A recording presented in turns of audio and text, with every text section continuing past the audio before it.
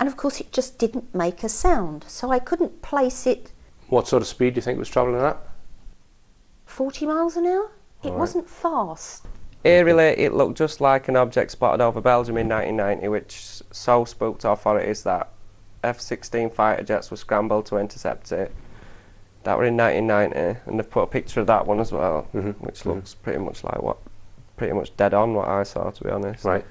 This object was coming over the top of the houses, and I could see the red lights were starting at the front of the object and flashing down the sides of the object. So this was a head-on view, and clearly wasn't anything that I could recognise. Right. So as it drew closer, I could make out it was a flat triangular shape. It just maintained the same speed, it didn't alter. But looking at it from underneath, I was seeing a light there, is that in frame? A light there and a light there. About 3/4 football pitch. Right. All right. Okay. So Is a rough, pretty big then. yes, Yeah. it was all right. pretty big. And what I was seeing was red lights flashing sequentially down the craft from the front to the back, the full length of the object, say about 10 lights. And again, as it started coming closer, I was now more looking side on, and the height of this thing was probably around 500 metres, I'm guessing, so not very high at all, but certainly high enough above the houses. But as the first object came into closer and came side on, a second object identical to the first one appeared underneath it. And I noticed that the sky around the lights started to sort of wobble, in effect, like a rippling effect around the outside of what turned out to be a triangular shaped craft. And once it started to ripple, you could see this object materialising. It was just like Star Trek, like decloaking right in front of our eyes around the lights. Once we realised that it was a craft there, the craft floated its nose into the air. Now I say floated, it manoeuvred like no other craft I've seen. I've been in the aircraft industry, I've been to air shows, I know what craft look like when they move about. This thing was floating. It looked like it was underwater, like a submarine. a size, again guessing, is 20 to 30 metres long, the objects. Certainly not huge like some reports have said of football field size objects. It certainly wasn't that big, but larger than your average two-seater plane or what have you. Basically there were just these 4 big lights along the back, and like I say, they weren't parallel to the ground, they were tilted at an angle. Now I also noticed during the course of there was a little light off to one side.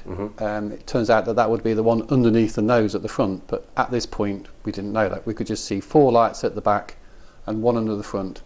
And it was at this point that the triangle tilted up in the air, but it rose, like I say, like a submarine underwater. Now once it did that, we could see on top of the surface all these lines interlocking, looked like girders. Any noise at all? No, and again this was the thing that drew on me then, is that I couldn't hear a thing. Right. And what sort of speed? And again the speed was most definitely slower than your average airspeed for any aircraft that I've seen. So they were almost, you could say drifting, but there was no bobbing motion. They were on a very set, steady course. This is showing the central white core of the craft, and I've tried to show here how the top and the bottom rolled over like this hovercraft skin effect or pastry on a pie. But the thing I remember about this particular view is there was no nuts and bolts, no rivets, no welding. It almost been sympathetically put together. As they went past, I noticed behind them, separated by a few hundred metres again, was another pair of identical objects. And were they like directly one below the other, or were they Yes. offset? So They weren't offset, they were directly above each other. all right. So one pair drifted past, then another pair, and I counted 4 pairs, 8 craft. Aircraft. But what I would say is we stood there, and in the distance flying away from us was the largest flying craft I've ever seen in my life, bearing in mind my aircraft experience from the past. It was a huge craft. It was the size of a football field. It got 4 red lights at the back again, but this time on the enormous wings there was a white light at the end of each wing It wasn't strobing, it was just shining. It was shining up the surface of the craft on both sides, and this huge thing was flying away from us. Right. We could only assume that the small craft had gone back to the larger craft. Just before they went out of view, I was getting a slight angle of the back end of the craft. And again, that was just flat, slightly different again, no red lights on the back, but there were two squares of purple light. And again, not a colour that I've ever seen on any aircraft. Right. Very distinctive, bright purple, but of they were dimmer than the red flashing lights. Right. And I can only guess that they were part of the propulsion system. Right. But were they making any noise, or was there any flame or No, anything? there was no flame, no, couldn't see any flame or gas coming out the back. It was just light. Right. And any noise at all? Absolutely none whatsoever. And more importantly, there was no smells. You couldn't smell anything. There was no fuel being burnt from like a conventional engine. Bear in mind, these witnesses are just a sample of over 40 black triangle cases I now have in my database. One very strange aspect which crops up again and again in witness statements is these craft seem to have the ability to appear or disappear in situ. On occasions, witnesses will just see a light, then a triangular craft will seem to materialise around it. This doesn't necessarily mean the material of the craft is being manifested from another dimension. It could be that a field effect around the craft is making the light normally emitted behave differently, therefore making it invisible. I asked some of the witnesses, who do you think these objects belong to? It's possibly military, even though it made itself invisible, you still think they've got that technology? Oh yeah. It's either military or aliens, isn't it? And that's it. Right. Why are they flying over between Pontefract and Rotherham? God knows. Yeah. That's the answer. That's the question that I'm addressing. Yeah. Why would they do it? Whether it's a secret, some sort of secret aircraft that's been developed, or it's of some other origin, I don't know. But immediately you think spaceships, aliens. I would personally think it could be something like an aircraft of from some us. secret human That's craft. right, yeah. So why would it be sitting there just hovering above the traffic? Well, maybe I tend to think like a moth to a candlelight. Obviously something completely unlike our known military aircraft. So it is an airspace that I know is used by the military. Right. Not commercial aircraft that low. Right. ET or military? Well, I can only guess that it's most likely come from ET, whether it's ET or our military now, or another government's military. Okay. Anybody's guess. That's speculation, isn't it? I mean, some people have said to me, was it perhaps the stealth fighter or the stealth bomber? Well, at that distance, I mean, this thing was only like 100 feet away from us.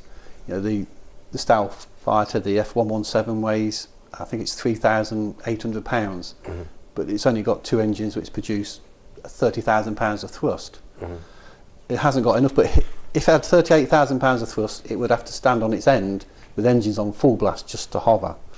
This craft was not doing that. This craft was manoeuvring around with no noise whatsoever, in the most peculiar fashion. Right. So if it was a stealth aircraft, it's using a propulsion system that hasn't been disclosed yet, presumably. That's right, yes. Yeah. My own personal feeling from the whole experience that it's definitely not one of ours. I've never seen anything quite like it. Now, if this is a secret project from the military, what are they doing in the Leicestershire countryside, jumping out on people, driving along in the cars? It just doesn't make sense. Yeah.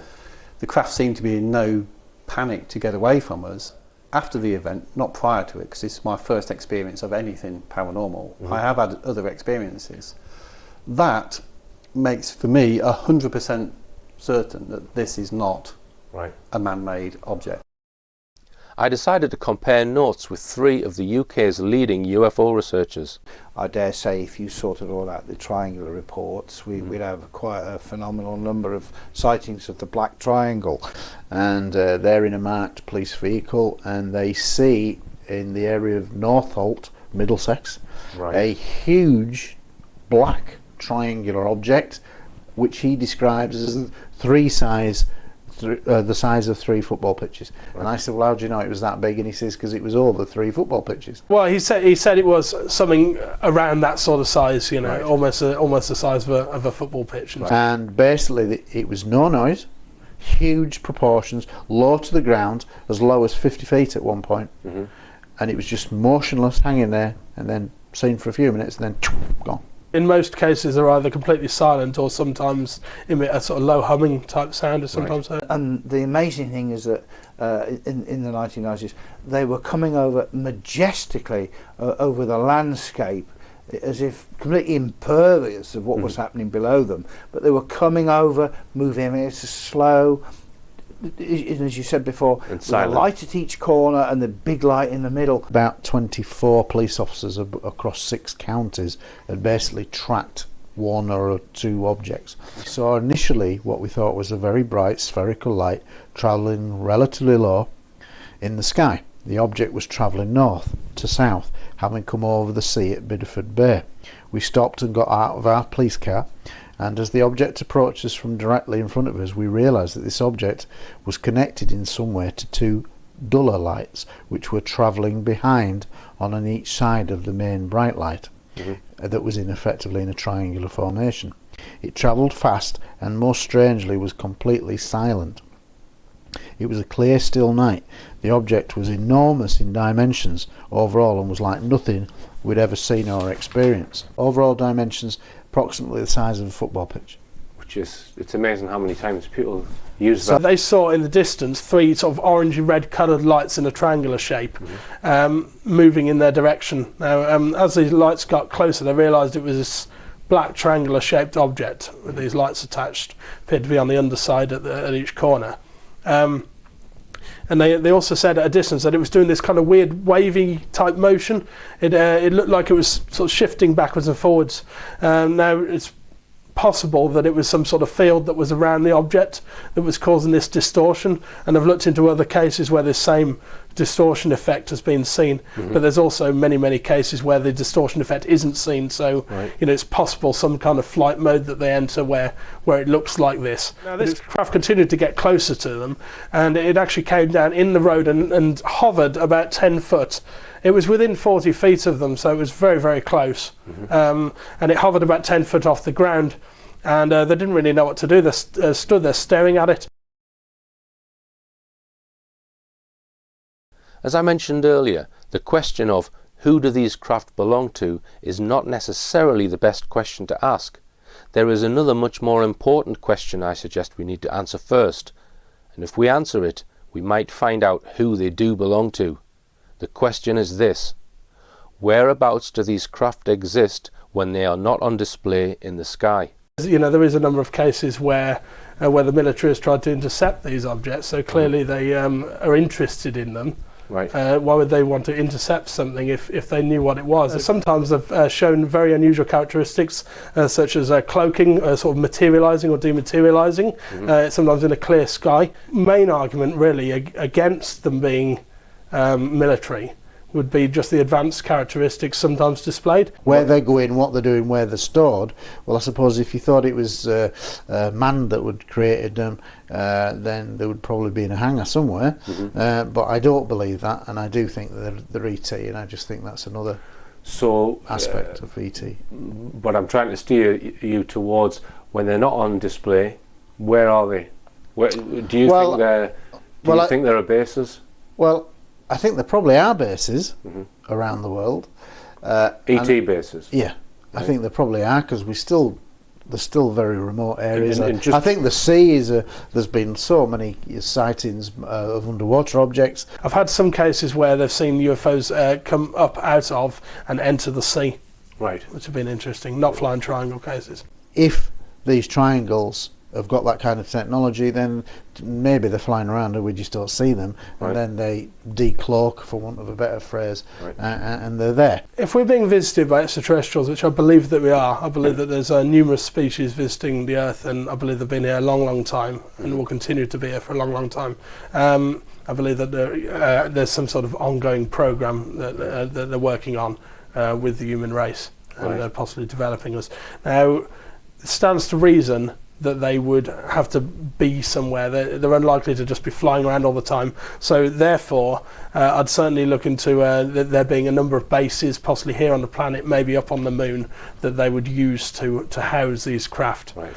if we consider undersea or underground bases, you wouldn't be able to pinpoint any areas that you think are more likely than others. No, no. I think if I was going to have a base underwater, I'd put it in a really deep trench where nobody goes. There's a number of cases linking with missing time or sort of even mind control. Sometimes aspects of that seem to be involved. And also I've dealt with a number of cases that directly link flying triangle craft with the abduction phenomena. Right. So these bases may have been on the planet for a long time, and there's a lot of talk about bases in the depth of the oceans. That would be a very, very good place to put them, right, because it's somewhere out of reach of human civilization.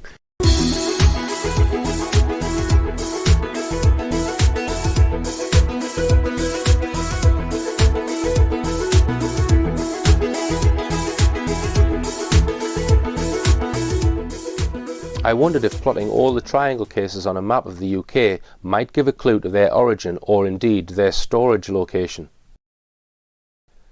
There does seem to be a significant number in the West Yorkshire and Lancashire region. This region contains large unpopulated areas, has very steep hills, and is also home to the famous UFO hotspot known as Todmorden. Although none of my triangle cases were specifically over Todmorden, I decided to research online news articles and other UFO websites to gather recent black triangle cases in and around the town of Todmorden. I plotted the sightings on a map. All the activity on this map took place recently, between 2010 and 2012. The red arrows indicate where black triangles have been seen moving, and the arrow indicates the direction. The red triangles show where triangular craft have been seen hovering.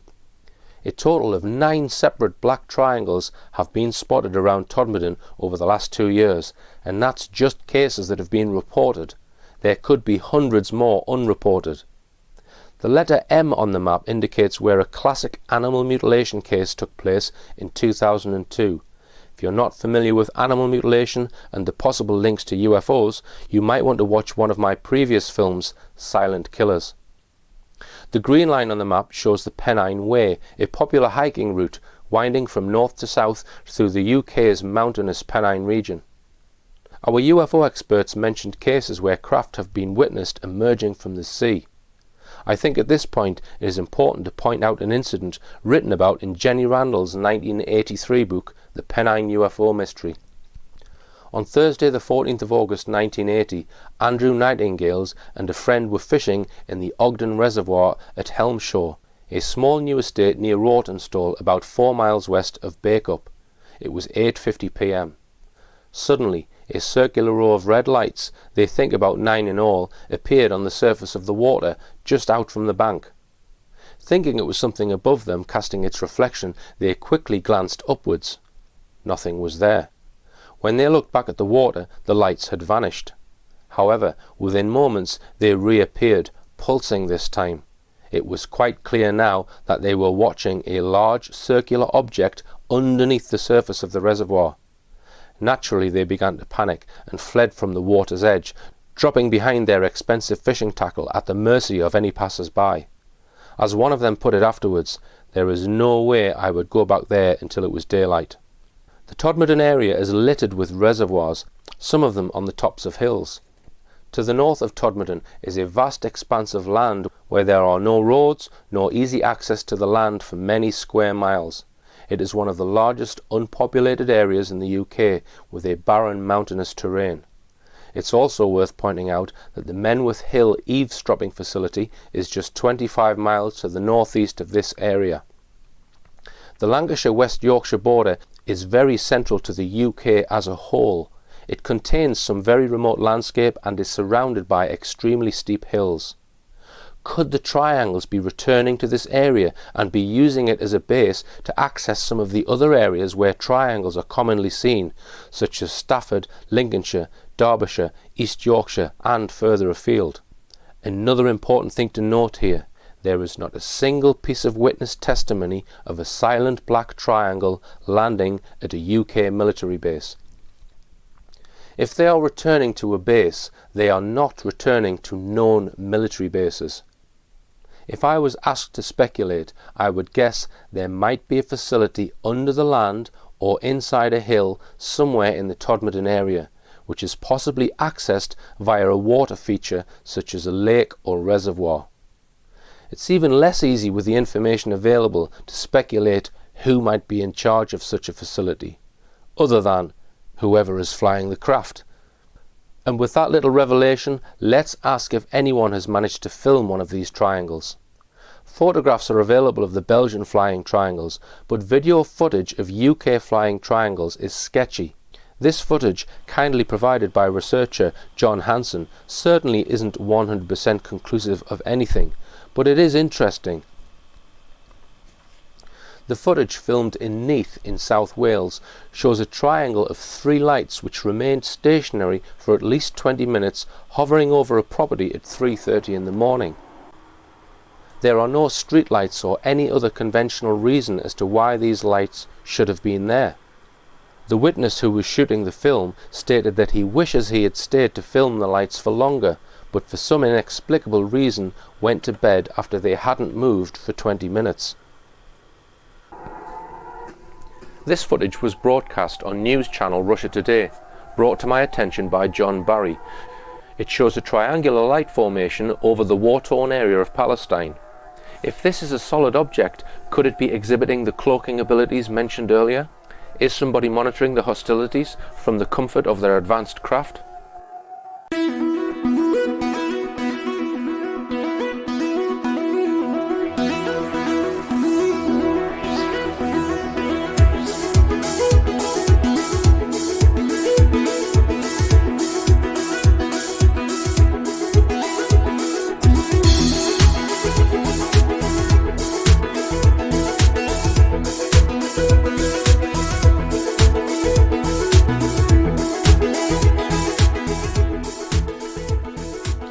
UFO researcher Dave Hodrian mentioned that black triangle craft have been associated with alleged abduction cases. The abduction phenomenon will not be covered in this film, but I will make a comment about research which is going on in the UK into this field. There are a number of groups currently operating which claim to support alleged abductees, and this support involves sometimes filming harrowing testimonies of self-claimed abductees' accounts of what they have experienced. In my opinion, the best way to support individuals making such claims is to devise methods which will produce new evidence to either confirm or disprove what they are saying. The self-claimed abductees will only be fully vindicated if and when researchers find strong, tangible evidence.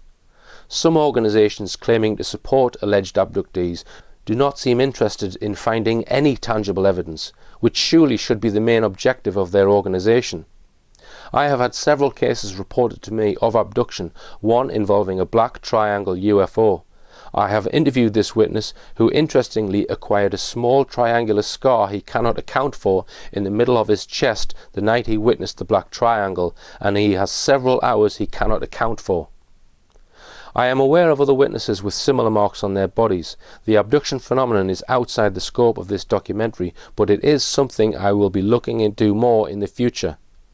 The statements made earlier by Dan Sherman are of particular importance here, which is that the NSA in the United States have collaborated on abduction projects and have been monitoring worldwide abductions since the 1960s.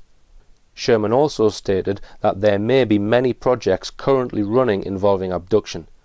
The quest of my future research into this area will be to devise methods capable of producing tangible evidence as to whether abduction is going on or not.